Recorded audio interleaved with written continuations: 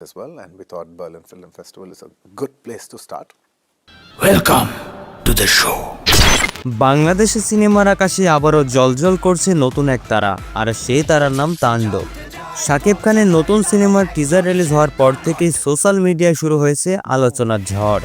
টিজারে শাকিব খানকে দেখা গেছে একেবারে ভিন্ন লুকে, চোখে আগুন, মুখে তেজ আর ডায়লগে দাপট। এ যেন এক নতুন শাকিব খান, যাকে আগে কেউ দেখেনি।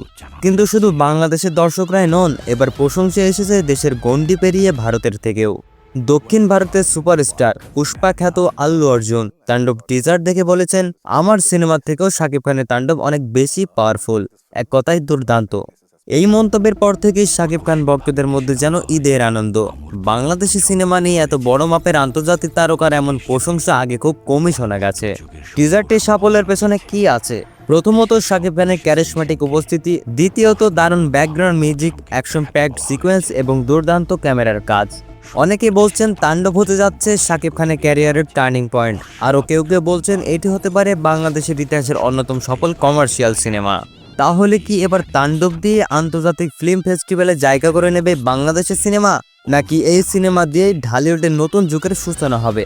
আমরা তো কেবল অপেক্ষায় আছি সিনেমার পুরো ট্রেলার আর তারপর বক্স অফিসে কেমন ঝড় তোলে সেটা দেখার। কিন্তু আজ যা ঘটেছে তা এক কথায় ঐতিহাসিক।